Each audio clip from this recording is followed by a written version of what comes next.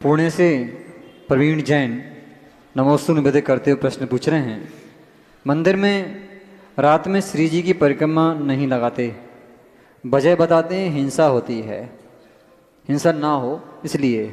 लेकिन रात में मंदिर जी में गरबा होता है तो क्या हिंसा नहीं होती?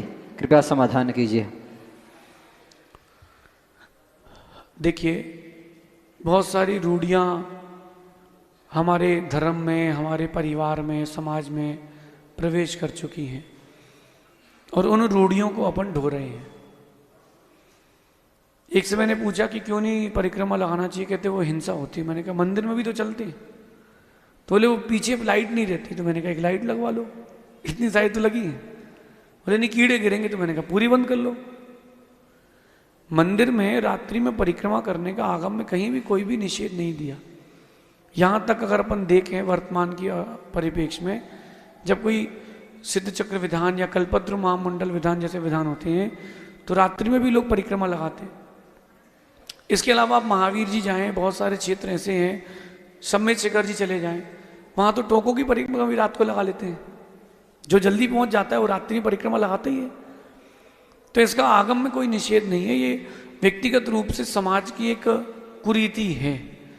और रात्रि में घंटा बजाने का भी मंदिर में कोई निषेध नहीं है। यद्यपि मैं कह रहा हूँ तो अभी नहीं मान रहे, कोई और बोलेगा हो सकता है मान जाए। न घंटा बजाने का निषेध है, न परिक्रमा लगाने का, क्योंकि आगम में इसका किसी भी प्रकार से निषेध नहीं है, कोई पाप का बंध नहीं है। मेरा मानना है कि लगाना चाहिए। फिर व्यक्तिगत रूप से मंदिर की अपनी अपनी व्यवस्थाएं, ऐसा समझिए। बासिम कारंजा से दीक्षा जैन नमोस्तु निवेदन करते हुए प्रश्न पूछ रही हैं। जैन परंपरा के अनुसार ऋषि मंडल स्तोत्र की महिमा और महत्व क्या है? कृपया समाधान कीजिए। देखिए, ऋषि मंडल स्तोत्र जो है बड़ा शक्तिशाली स्तोत्र है। जब भी आप इसका अध्ययन करें तो गुरु आज्ञा से ही करें, सबसे पहली बात। दूसरी बात, शक्ति का संग्रह करके उस स्तोत्र का पठन पाठन करें।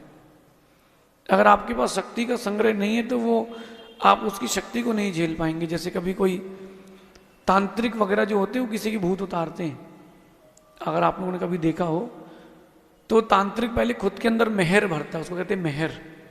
मेहर मतलब जैसे बोलते हैं ना, आई जल तू जलाल तू आई वाला को टाल तू, एक दो चार लाइनें हैं, ऐसी उनकी चार लाइनें रहती है, उसको मेहर कहते हैं। तो वो उस मेहर को, शब्द को बार बार पढ़ते तो उनके अंदर ताकत आती है, फिर वो उसके सामने उपस्थित होते हैं ताकि वो शक्ति उसके ऊपर हावी ना हो। पहले अपन स्वयं योग्य बने और फिर ऋषि मंडल पढ़ें, पढ़ने में कोई बाधा नहीं। रही बात उसकी महिमा की, तो जिन जिन के जो काम जब भी जैसे अटके हों वो ऋषि मंडल यंत्र पूरे कर सकता है। जो ऋषि मंडल स्तोत्र है वो बिगड़े कामों को सुलझाने के लिए, और आगे कोई काम बिगड़े नहीं उसके लिए भी लोग इसको पाठ करके प्रयोग करते हैं। कई बार ऋषि मंडल का प्रयोग लोग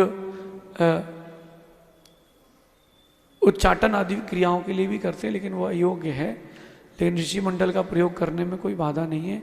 गुरु आज्ञा हो तो पाठ कर लें।